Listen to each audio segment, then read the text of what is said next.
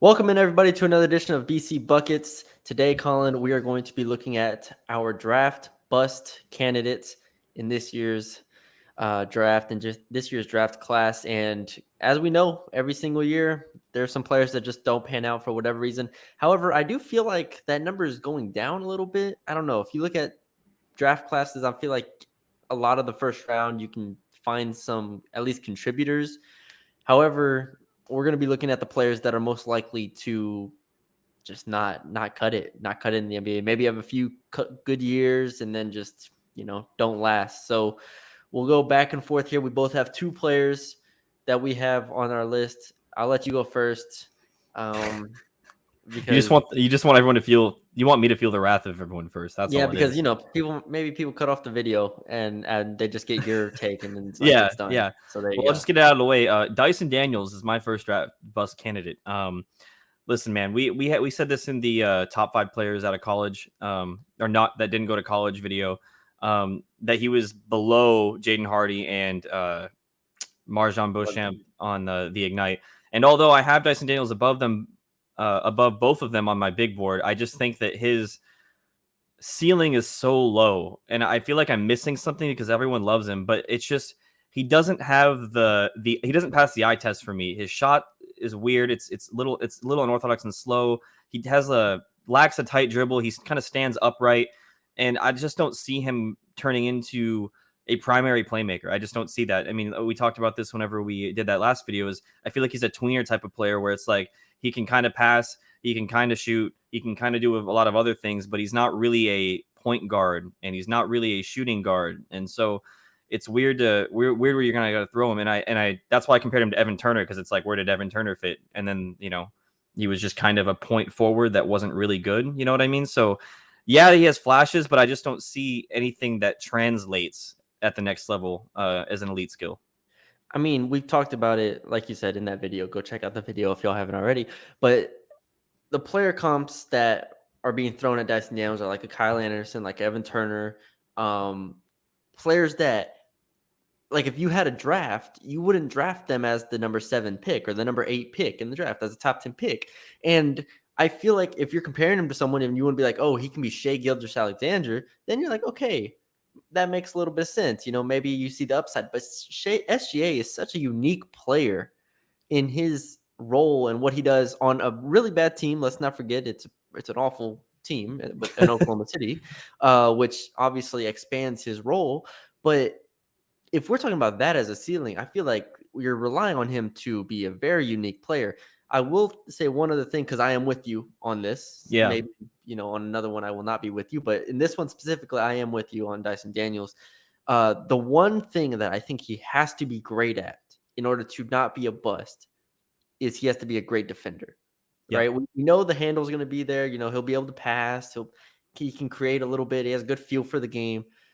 But if he can defend at, let's say, a borderline all defense caliber level, then he will have a comfortable place in the NBA. But I mean, he's 6'6". Yeah, he's long. He showed good defensive flashes. Don't get me wrong, but it is going to be very interesting to see if he can adapt to the NBA, especially on offense, but then on defense, where I think he has to be really, really good. Yeah, and you brought up the Shea Gilgeous-Alexander comparison. I mean, he was also taken 19th by the Clippers, and it was a Hail Mary type, not a Hail Mary, but you know what I mean. It wasn't like he was taken 8th. So if people are basing Dyson Daniels off of SGA, and they're like, okay, well, he could be SGA, so let's take him 8th. I don't think that's how you should go into a draft, trying to draft a player. I think you should draft what skills are translatable and elite in his game, and I don't feel like Dyson Daniels has really any, with his best skill being playmaking. So. Yeah, no, I agree with you on this one. Like I said, all right, my first bust candidate is going to catch some people by surprise, because I feel like a lot of people look at this guy and be like, all right, he's a safe bet. You know what you're getting from him. Ochai Agbaji from Kansas, senior, 22 years old. We did not do a video on Agbaji, unlike the players that are not in college. And I have a few problems with Agbaji, and none of them have to do with his play in college. He's a he was an awesome player in college, man. I loved watching Kansas play.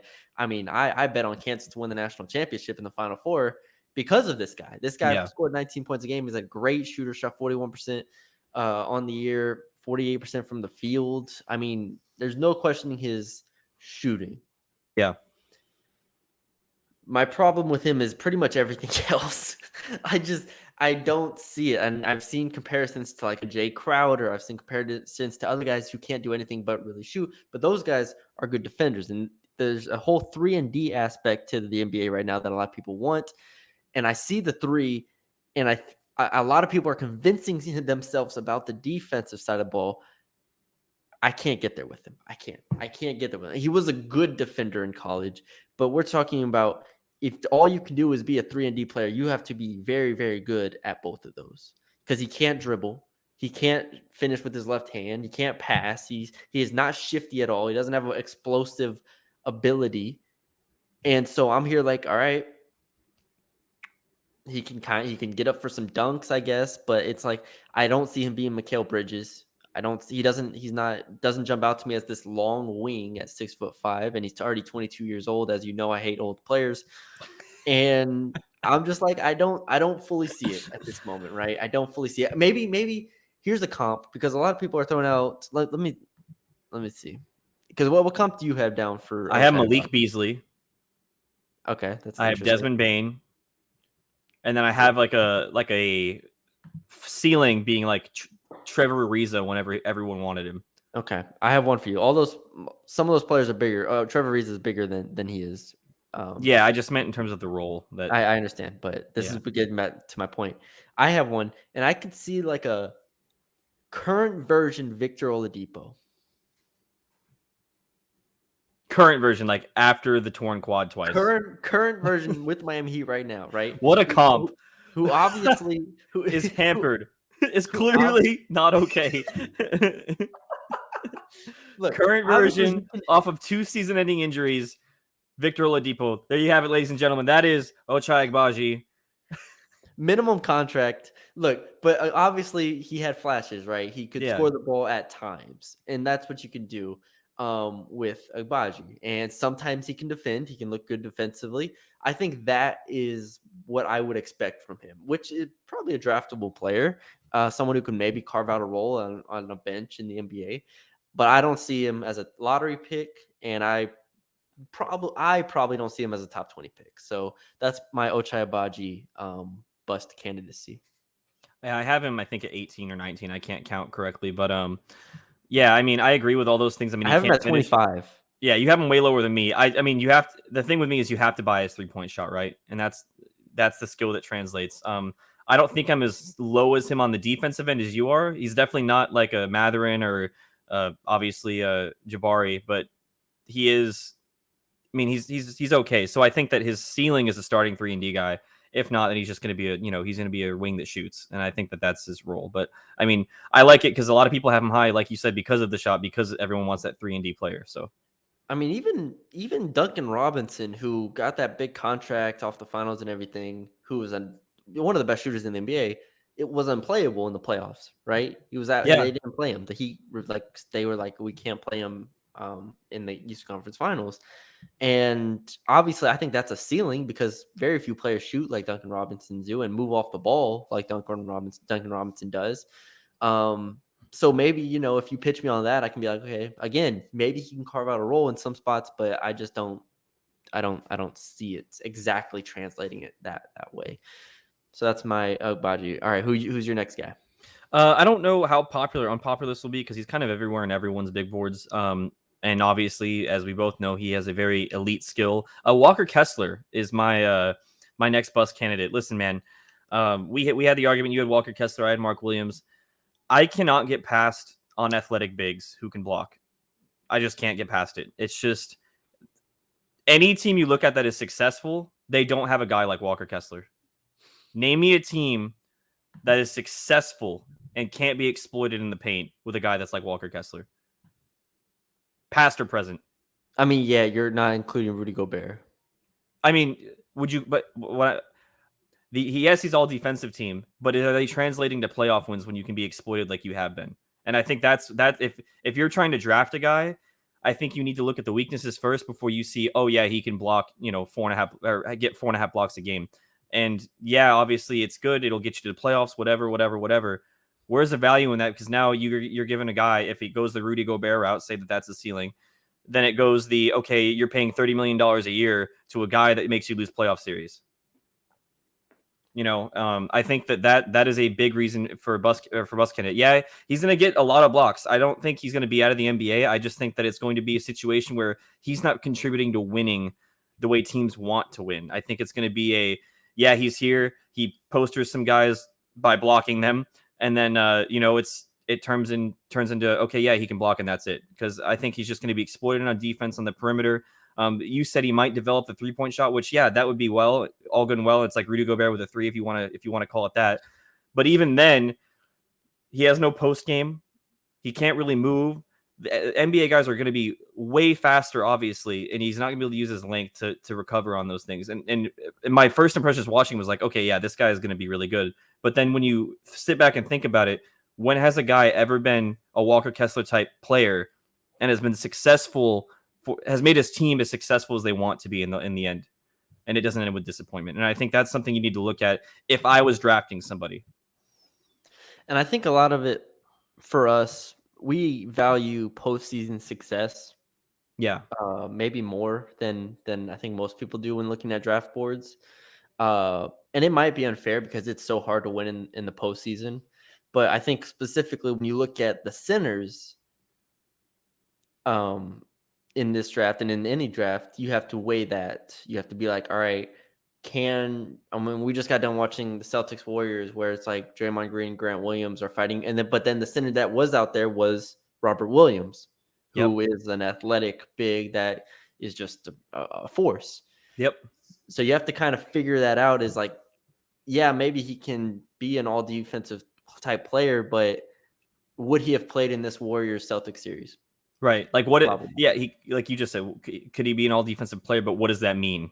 What is that, regular season wins? Is that what you want to be? Is that what you want out of a player? He puts up the accolades for himself, or are you going to try to have some winning happening? And obviously, I'm not trying to say the Utah Jazz haven't been winning, because obviously they've been to the playoffs so many years in a row, but it always ends with disappointment, and it always comes back to one or two players. And obviously in this case, it's Rudy Gobert as the main, and then Donovan Mitchell is kind of that catalyst of toxicity with the Jazz, and that's kind of where they're at right now. It made Snyder leave, so yeah.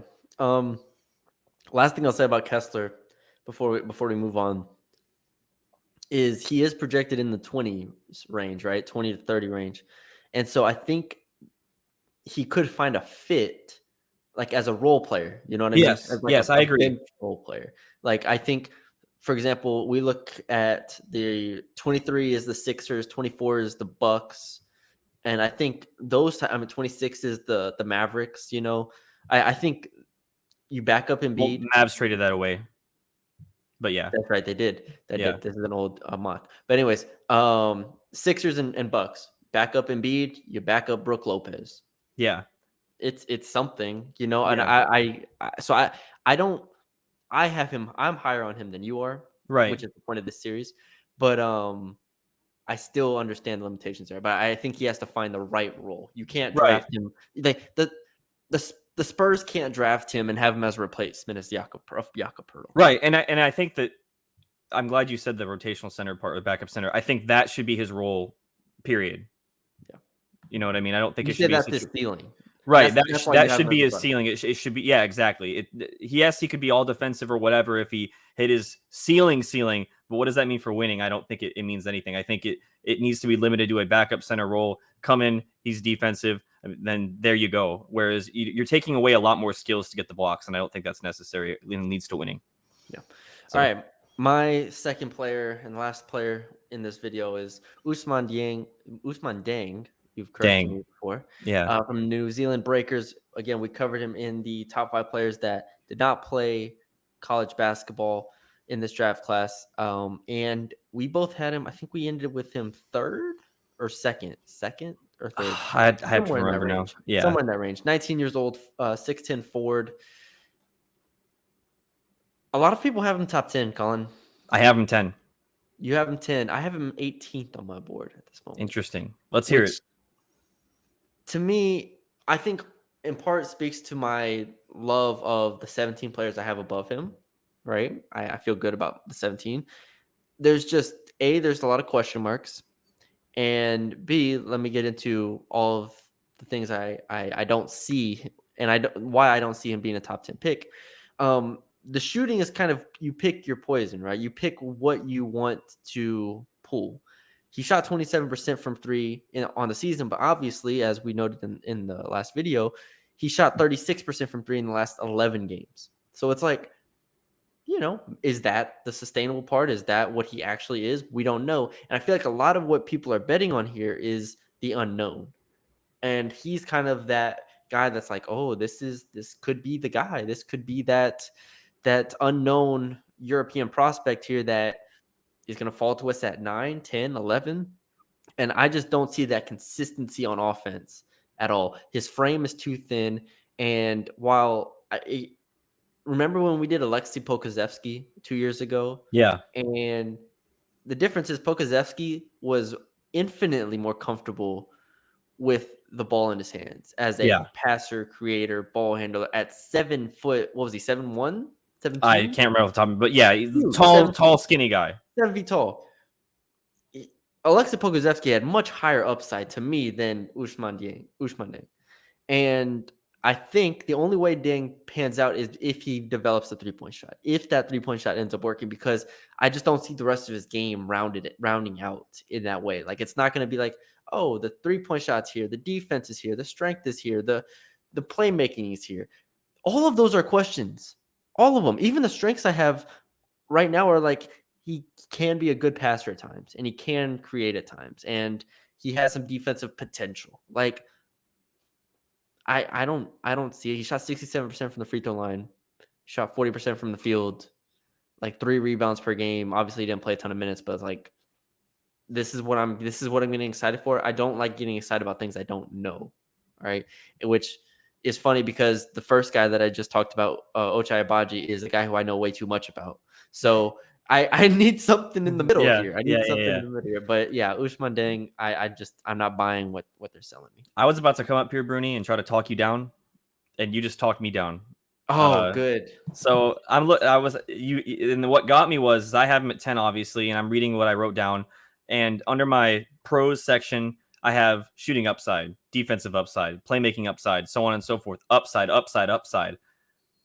And I was like, well, he's right. Why would I take a guy with upside at 10 when I can take on my big board at 11? I can take Benedict Mathurin, who we know has an elite translatable skill, or even in this case, if we want to go a similar player in the draft, Dyson Daniels, who has infinitely right now better playmaking and defense that's tangible than Dang. And I think you're right. I I'm kind of hey hey you got me I'm We gonna did lower him it. down. I gotta If I got reorder it. you, that means I got someone else watching this video. So there Yeah. you go. Yeah. There you go. But yeah, I think I am, and I think I still at this point will be lower on him than a lot of people.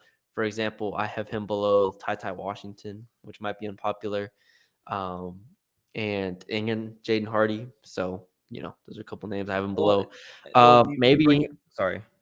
he ends up being that breakout, international forward that can do everything and uh, has a great NBA career, but I just don't see it at this moment. I don't see spending a top 10, 12 pick on him. That's interesting. There you go. Is he like There you would go. you consider him like a poor man's Michael Porter Jr.?